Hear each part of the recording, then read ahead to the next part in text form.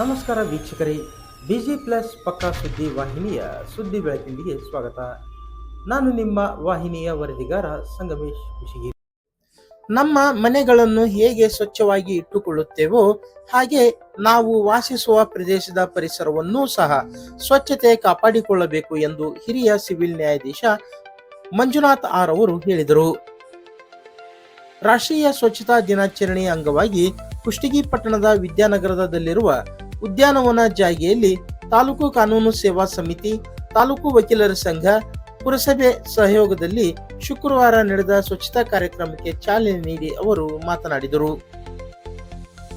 ನಮ್ಮ ಪರಿಸರ ಸ್ವಚ್ಛತೆ ಇರದಿದ್ದರೆ ನಾನಾ ಕಾಯಿಲೆಗಳಿಂದ ಅನಾರೋಗ್ಯಕ್ಕೆ ಒಳಗಾಗುತ್ತೇವೆ. ಪ್ರತಿಯೊಬ್ಬ ನಾಗರಿಕರು ಜಾಗೃತರಾಗಿ ಪರಿಸರ ಸ್ವಚ್ಛತೆ ಕಾಳಜಿ ತೋರಬೇಕು. ನಾವುಗಳು ವಾಸಿಸುವ ಪ್ರದೇಶದಲ್ಲಿ ಇರುವ ಸರ್ಕಾರಿ ಜಾಗೆ ನಮ್ಮದು ಎಂಬ ಮನೋಭಾವ ಬೆಳೆಸಿಕೊಳ್ಳಬೇಕು. ಅದು ಸರ್ಕಾರಿ ಸ್ವತ್ತು, ಪೌರ ಕಾರ್ಮಿಕರೇ ಬಂದು ಸ್ವಚ್ಛತೆ ಮಾಡಬೇಕು ಎಂದುಕೊಳ್ಳಬಾರದು. ನಾವೆಲ್ಲ ಸರ್ಕಾರದ ಪ್ರಜೆಗಳಾಗಿದ್ದೇವೆ. ಅದು ನಮ್ಮ ಜಾಗೆ ಎಂದು ಭಾವಿಸಿಕೊಂಡು ನಮ್ಮ ಮನೆಗಳ ಸ್ವಚ್ಛತೆ ಕಾಪಾಡಿಕೊಂಡಂತೆ ಉದ್ಯಾನವನ ಜಾಗೆಗಳನ್ನು ಸ್ವಚ್ಛವಾಗಿಟ್ಟುಕೊಳ್ಳಬೇಕು.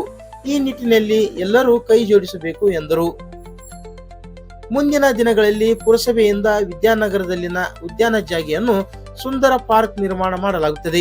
ಅಲ್ಲಿ ತರಹೇವಾರಿ ಗಿಡಗಳನ್ನು ನೆಡಲಾಗುತ್ತದೆ. ಅವುಗಳ ಪಾಲನೆ, ಪೋಷಣೆಯನ್ನು ನಿವಾಸಿಗಳು ಮಾಡಬೇಕು ಎಂದು ತಿಳಿಸಿದರು. ಸ್ವಚ್ಛತೆಯನ್ನು ಮಾಡಲಿಕ್ಕೆ ಅಂತ ನಾವು ಬಂದಿದ್ದೀವಿ. ಈ ಒಂದು ಕಾರ್ಯಕ್ರಮದಲ್ಲಿ ನನ್ನೊಂದಿಗೆ ಭಾಗಿಯಾಗಿರುವಂತಹ ನಮ್ಮ ಸಹೋದರ ನ್ಯಾಯಾಧೀಶ ಚೌಳಿಗೆ ಅವರೇ, ಸರ್ಕಾರಿ ಅಭಿಯೋಜಕರಂತ ಮೇಡಮ್ ಅವರೇ, ಹಾಗೂ ವಕೀಲರ ಸಂಘದ ಅಧ್ಯಕ್ಷರೇ, ಉಪಾಧ್ಯಕ್ಷರೇ, ಎಲ್ಲ ಹಿರಿಯ ನ್ಯಾಯವಾದಿಗಳೇ, ಹಾಗೂ ಈ ಕಾರ್ಯಕ್ರಮನ ಆಯೋಜನೆ ಮಾಡಿರುವಂತಹ ಕುಷ್ಟಗಿ ನಗರಸಭೆಯ ಚೀಫ್ ಆಫೀಸರ್ ಅವರೇ, ಹಾಗೂ ಎಲ್ಲ ಸಿಬ್ಬಂದಿ ವೃಂದದವರೇ, ಹಾಗೂ ಈ ಕಾರ್ಯಕ್ರಮದಲ್ಲಿ ನಮ್ಮೊಂದಿಗೆ ಭಾಗಿರುವಂತಹ ವಿದ್ಯಾನಗರದ ನಿವಾಸಿಗಳೇ, ನಮ್ಮ ಮನೆಯನ್ನು ಯಾವ ರೀತಿ ನಾವು ಸ್ವಚ್ಛವಾಗಿ ಇಟ್ಕೋತೀವಿ ಅದೇ ಥರದ ಸರ್ಕಾರಿ ಜಾಗಗಳನ್ನ, ಅದು ಪಾರ್ಕ್ಗಳಾಗಿರ್ಬೋದು ಅಥವಾ ಸರ್ಕಾರಿ ರಸ್ತೆ ಆಗಿರ್ಬೋದು, ಇನ್ನು ಯಾವುದೇ ಜಾಗಗಳನ್ನ ಅಷ್ಟೇ ಸ್ವಚ್ಛವಾಗಿ ಇಟ್ಕೊಳ್ಳೋದ್ರ ಬಗ್ಗೆ ನಮ್ಮ ಯಾರಲ್ಲೂ ಕೂಡ ಒಂದು ಮನೋಭಾವನೆ ಇಲ್ಲ. ಆ ಕಾರಣದಿಂದಾಗಿಯೇ ನೀವಿರುವಂತಹ ಜಾಗದಲ್ಲಿ ಬೇರೆ ಎಲ್ಲ ಇಲಾಖೆಯವರು ಬಂದು ಸ್ವಚ್ಛತೆಯನ್ನು ಮಾಡುವಂತಹ ಕೆಲಸ ಆಗ್ತಾ ಇದೆ. ಯೋಚನೆ ಮಾಡಿ, ನಮ್ಮ ಮನೆಗಳಿಗೆ ಸ್ವಚ್ಛತೆ ಮಾಡಲಿಕ್ಕೆ ನಾವು ಬೇರೆ ಯಾರನ್ನಾರು ಕರಿತೀವ?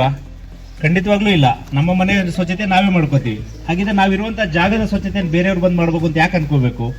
ನಮ್ಮ ನಾವಿರುವಂಥ ಜಾಗದನ್ನ ಸಾಧ್ಯವಾದಷ್ಟು ನಾವೇ ಸ್ವಚ್ಛತೆವಾಗಿ ಇಟ್ಕೊಂಡ್ರೆ ಇಲ್ಲಿರೋರು ನಾವಿರ್ತೀವಿ, ನಮ್ಮ ಮಕ್ಳು ಇರ್ತವೆ, ನಮ್ಮ ತಂದೆ ತಾಯಿ ಇರ್ತಾರೆ, ಎಲ್ಲ ನಾವೇ ಇರೋದ್ರಿಂದ ಆ ಜಾಗವನ್ನು ನಾವೇ ಸ್ವಚ್ಛವಾಗಿ ಇಟ್ಕೊಂಡ್ರೆ ನಮ್ಮ ಸುತ್ತಮುತ್ತಲ ಪರಿಸರ ಸ್ವಚ್ಛವಾಗಿರುತ್ತೆ.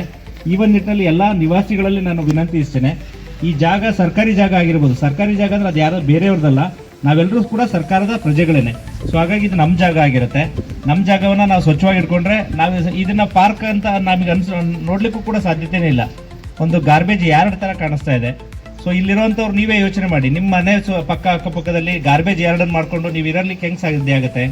ಹಾಗಾಗಿ ಎಲ್ಲಾ ಕಾರ್ಯವನ್ನ, ಸ್ವಚ್ಛತೆಯ ಕಾರ್ಯವನ್ನ ಪೌರ ಕಾರ್ಮಿಕರೇ ಮಾಡಬೇಕು ಅಂತೇನಿಲ್ಲ. ನಮ್ಮ ಮನೆ ಒಳಗಡೆ ನಾವು ಪೌರ ಕಾರ್ಮಿಕರನ್ನ ಕರೆದು ಸ್ವಚ್ಛತೆ ಮಾಡಿಸ್ಕೊಳ್ಳೋದಿಲ್ಲ, ನಾವು ಮಾಡ್ಕೊಳ್ತೀವಿ. ಇನ್ನು ಏರಿಯಾ ನಮ್ದು ಅಂತಂದಾಗ ಇಲ್ಲೇ ನಾನು ಕೇಳಿದಾಗೆ ಒಂದು ಸಂಘಟನೆ ಮಾಡ್ಕೊಂಡಿದ್ರಿ, ಗ್ರೂಪ್ ಮಾಡ್ಕೊಂಡಿದ್ರಿ, ಆ ಗ್ರೂಪಲ್ಲಿ ಡಿಸ್ಕಸ್ ಮಾಡ್ಕೊಳ್ಳಿ. ಈಗ ಹೆಂಗಿದ್ರು ಚಾಲನೆ ಸಿಕ್ಕಿದೆ ಸ್ವಚ್ಛತೆಗೆ, ಸ್ವಚ್ಛತೆ ಅಂತೂ ಆಗುತ್ತೆ. ಮುಂದಿನ ದಿನಗಳಲ್ಲಿ ಇದನ್ನ ಇನ್ನೊಂದು ದಿನ ಸ್ವಚ್ಛತೆ ಮಾಡಬೇಕು ಅಂತ ನಾವು ಯಾರು ಕೂಡ ಬರಬಾರ್ದು. ಅದು ಯಾವಾಗಲೂ ಸದಾ ಸ್ವಚ್ಛವಾಗಿರಬೇಕು. ಜೊತೆಗೆ ಈ ಪಾರ್ಕ್ನ ಡೆವಲಪ್ಮೆಂಟ್ಗೆ ನಮ್ಮ ಚೀಫ್ ಆಫೀಸರ್ ಅವರು ಕೂಡ ಹೇಳಿದ್ದಾರೆ, ಈ ವರ್ಷದ ಪರಿಸರ ದಿನಾಚರಣೆಯ ಸಲುವಾಗಿ ಸಾಧ್ಯವಷ್ಟು ಗಿಡಗಳನ್ನ ಇಲ್ಲಿ ನೆಡುವಂಥ ಕಾರ್ಯಕ್ರಮ ನಾವು ಕೂಡ ಕೈ ಜೋಡಿಸಿ ಮಾಡ್ತೀವಿ. ಆ ಗಿಡಗಳನ್ನ ರಕ್ಷಣೆ ಮಾಡ್ಕೊಳ್ಳುವಂಥದ್ದು ನಿಮ್ಮ ಕೆಲಸ. ಈ ಒಂದು ಪಾರ್ಕ್ನ ಮುಂದಿನ ದಿನಗಳಲ್ಲಿ ಪಾರ್ಕ್ ಆಗಿ ಉಳಿಸ್ಕೊಳ್ಳುವಂಥ ಜವಾಬ್ದಾರಿ ನಿಮ್ಮ ಮೇಲೆ ಇರುತ್ತೆ.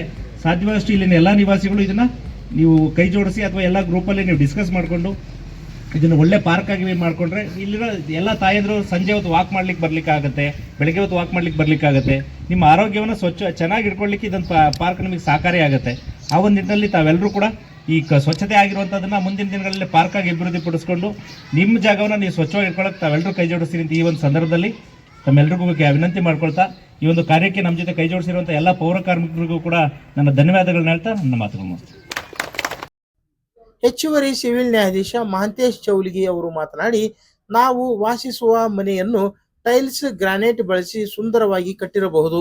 ಆದರೆ ಮನೆಯಲ್ಲಿ ಆರೋಗ್ಯಪೂರ್ಣ ಜೀವನ ನಡೆಸಬೇಕೆಂದರೆ ನಮ್ಮ ಸುತ್ತಮುತ್ತಲಿನ ಪರಿಸರ ಸ್ವಚ್ಛತೆ ಕಾಪಾಡಿಕೊಳ್ಳಬೇಕು.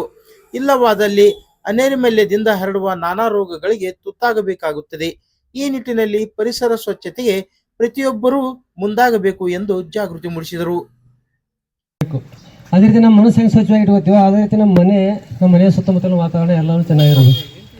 ಇಲ್ಲಿ ಈ ರೀತಿ ವಾತಾವರಣ ಇಟ್ಟು ಗಲೀಜಿರೋದ್ರಿಂದ ಇಲ್ಲಿ ಸುತ್ತಮುತ್ತ ಮನೆ ಅದಾವೆ. ಇಲ್ಲಿ ಮನೆಯಲ್ಲಿ ನಾವು ಎಷ್ಟೇ ಚೆನ್ನಾಗಿ ಇದ್ದರೂ ಕೂಡ, ಎಷ್ಟೇ ಟೈಲಿಸ್ ಹಾಕಿದ್ರು ಕೂಡ, ಎಷ್ಟೇ ಒಳ್ಳೆಯ ವಾತಾವರಣ ಮನೆ ಒಳಗಡೆ ಇದ್ದರೂ ಕೂಡ ಇಲ್ಲಿರೋ ಸುತ್ತಮುತ್ತಲು ಯಾರೂ ಆರೋಗ್ಯವಾಗಿ ಇರಲಿಕ್ಕೆ ಸಾಧ್ಯನೇ ಇಲ್ಲ. ಮನೆ ಒಳಗಡೆ ನೀವು ಶುದ್ಧವಾಗಿರ್ಬೋದು, ಮನೆ ಅಕ್ಕಪಕ್ಕದಲ್ಲಿ ಈ ರೀತಿ ಇದ್ರೆ ಇದರಿಂದನೇ ರೋಗ ಬರ್ತಾವೆ. ಇದರಿಂದ ರೋಗ ಬರೋದ್ರಿಂದ ನಾವು ಸಾಕಷ್ಟು ಆಸ್ಪತ್ರೆಗಳಿಗೆ ಹೆಚ್ಚು ಖರ್ಚು ಹಾಕಿ ನಾವು ಇರ್ತಕ್ಕಂಥ ಎಲ್ಲ ಸಂಪತ್ತನ್ನು ಆರ್ಥಿಕವಾಗಿ ಅಲ್ಲಿ ಹಾಕಿ ನಾವು ಆರ್ಥಿಕವಾಗಿ ಬಡತನ ಆಗಬೇಕಾದ್ರೆ, ಅದಕ್ಕೆ ಸಾರ್ ಹೇಳಿದಂಗೆ ನಾವು ಸುತ್ತಮುತ್ತಲಲ್ಲಿ ಏನೈತಿ ಎಲ್ಲರೂ ಇದನ್ನು ಸ್ವಚ್ಛ ಮಾಡಲಿಕ್ಕೆ ಪ್ರಯತ್ನ ಮಾಡಬೇಕು. ಮತ್ತು ಇನ್ನೊಂದು, ಇಲ್ಲಿ ಸುತ್ತಮುತ್ತಲು ಯಾರು ಇರ್ತಾರಲ್ಲ ಅವರು ಸ್ವಲ್ಪ ಸ್ವಲ್ಪ ಕಸ ಹಾಕ್ಲಿಕ್ಕೆ ಬರ್ತಿರ್ತಾರಲ್ಲ, ನೀವು ಅವ್ರಿಗೆ ಎಚ್ಚರಿಕೆ ವಹಿಸಬೇಕು. ಅವ್ರಿಗೆ ಹಾಕಬೇಡ ಅಂತ ನೀವೇ ಹೇಳಬೇಕು. ಮತ್ತು ನೀವು ಅವ್ರಿಗೆ ನೇರವಾಗಿ ಹೇಳಿದರೆ ಅವರು ಕೆಲವೊಬ್ರು ಕೇಳಲ್ಲ, ಅಂಥವ್ರು ಇರ್ತಾರೆ. ಅಂಥ ಸಂದರ್ಭದಲ್ಲಿ ನೀವು ಏನೂ ಮಾಡೋದಿಲ್ಲ, ಈ ಮುನ್ಸಿಪಾಲ್ಟಿಯವ್ರಿಗೆ ಹೋಗಿ ನೀವು ಮೌನವಾಗಿ ಹೇಳಿರಿ, ಗುಪ್ತವಾಗಿ ಹೇಳಿದರೆ ಅವ್ರು ನಿಮ್ಮ ಹೆಸರನ್ನ ಎಲ್ಲಿ ಬೇರೆಂಗೆ ಬಿಡಿಸೋದಿಲ್ಲ, ಅಂಥವ್ರ ವಿರುದ್ಧ ಅವ್ರು ಕ್ರಮವನ್ನು ಕೈಗೊಳ್ಳುತ್ತಾರೆ. ಆ ಪ್ರಯತ್ನವನ್ನು ನೀವೆಲ್ಲ ಸುತ್ತಮುತ್ತಲು ಏನಿದ್ರಲ್ಲ ಇವರೆಲ್ಲ ಮಾಡಬೇಕು. ನಾವಿಲ್ಲೆಲ್ಲ ಬಂದು ಹೋದಿವಿ, ಇಷ್ಟೆಲ್ಲ ಸ್ವಚ್ಛತೆ ಮಾಡಿವಿ, ಪೌರ ಸದಸ್ಯರು ಬಂದರು, ಎಲ್ಲರೂ ಮಾಡಿದರು. ಮತ್ತು ನೀವು ದಿನ ಸ್ವಲ್ಪ ಸ್ವಲ್ಪ ಕಸ ಹಾಕಿನೇ ಇಂತಿಷ್ಟಾಗಿರೋದು ಇದು. ಅದು ಒಮ್ಮೆ ಯಾರು ಹಾಕಲ್ಲ, ಬಟ್ ಸ್ವಲ್ಪ ಸ್ವಲ್ಪ ಡೈಲಿ ಕೆಲವರು ಮುಂಜಾನೆ ಹಾಕ್ತಾರೆ, ಕೆಲವರು ನೈಟ್ ಹಾಕ್ತಾರೆ. ಹೀಗಾಗಿ ದೊಡ್ಡ ಮಟ್ಟದಲ್ಲಿ ಈ ರೀತಿ ದೊಡ್ಡ ಹೊಲಸಾಗಿದೆ. ಅದೇ ರೀತಿ ನಾವು ಡೈಲಿ ಸ್ವಲ್ಪ ಪ್ರಮಾಣದಲ್ಲಿ ಇದನ್ನು ಸ್ವಲ್ಪ ಕಸ ತೆಗಿತಾ ಹೋದರೆ ಸಂಪೂರ್ಣವಾಗಿ ಸ್ವಚ್ಛತೆ ಕ್ಲೀನ್ ಆಗಿಬಿಡ್ತದೆ.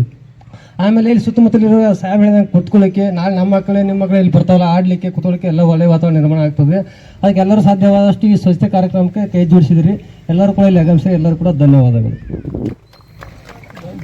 ಪುರಸಭೆಯ ಮುಖ್ಯಾಧಿಕಾರಿ ವೆಂಕಟೇಶ್ ಬಿಳಿಗಿ ಅವರು ಮಾತನಾಡಿ, ವಿದ್ಯಾನಗರದಲ್ಲಿ ಉದ್ಯಾನವನಕ್ಕಾಗಿ ಮೀಸಲಿಟ್ಟ ಈ ಜಾಗೆಯನ್ನು 2 ವಾರಗಳಲ್ಲಿ ಗಿಡಗಳನ್ನು ನೆಟ್ಟು ಸುಂದರ ಪಾರ್ಕ್ ಅನ್ನಾಗಿ ನಿರ್ಮಿಸಲಾಗುತ್ತದೆ. ಹಿರಿಯ ನ್ಯಾಯಾಧೀಶರ ಕಡೆಯಿಂದಲೇ ಪಾರ್ಕ್ ಅನ್ನು ಉದ್ಘಾಟಿಸುವುದಾಗಿ ಭರವಸೆ ನೀಡಿದರು. ಗಾರ್ಡನ್ ಜಾಗ ಬಗ್ಗೆ, ಸ್ವಚ್ಛತೆ ಬಗ್ಗೆ ಎಲ್ಲ ಹೇಳಿದ್ದಾರೆ. ಅದ್ರ ಪ್ರಕಾರ ನಾನು ಇದನ್ನು ಗಾರ್ಡನ್ ಸ್ವಚ್ಛ ಮಾಡಿ ಗಿಡಗಳ ಮೂಲಕ ಮತ್ತು ಕುಂದ್ರು ಸ್ಥಳವನ್ನು ಎಲ್ಲ ರೆಡಿ ಮಾಡಿ ಸರ್ ಕರೆಸಿ ಉದ್ಘಾಟನೆ ಮಾಡ್ತೀನಿ. ಎಲ್ಲ ನಾನು ಮಾಡಿ ನಾನು ಒಂದು 2 ವಾರದಾಗ ಇದನ್ನು ಕ್ಲಿಯರ್ ಮಾಡಿ ಕೊಡ್ತೀನಿ ಅಂತೇಳಿ ನಾನು ಭರವಸೆ ಕೊಡ್ತೀನಿ ಸರ್.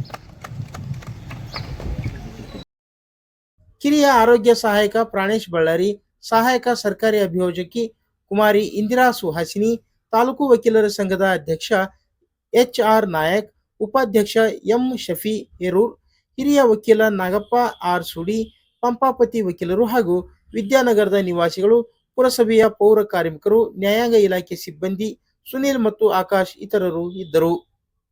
ಇದಕ್ಕೂ ಮುನ್ನ ಉದ್ಯಾನ ಜಾಗೆಯಲ್ಲಿ ಬೆಳೆದ ಗಿಡಗಂಟಿ ತ್ಯಾಜ್ಯಗಳನ್ನು ತೆರವುಗೊಳಿಸಲಾಯಿತು. ಈ ಸ್ವಚ್ಛತಾ ಶ್ರಮದಾನದಲ್ಲಿ ನ್ಯಾಯಾಧೀಶರೊಂದಿಗೆ ಪುರಸಭೆ ಅಧಿಕಾರಿಗಳು, ವಕೀಲರು, ಪೌರ ಕಾರ್ಮಿಕರು, ಆರೋಗ್ಯ ಸಿಬ್ಬಂದಿ, ಸ್ಥಳೀಯ ನಿವಾಸಿಗಳು ಪಾಲ್ಗೊಂಡಿದ್ದರು.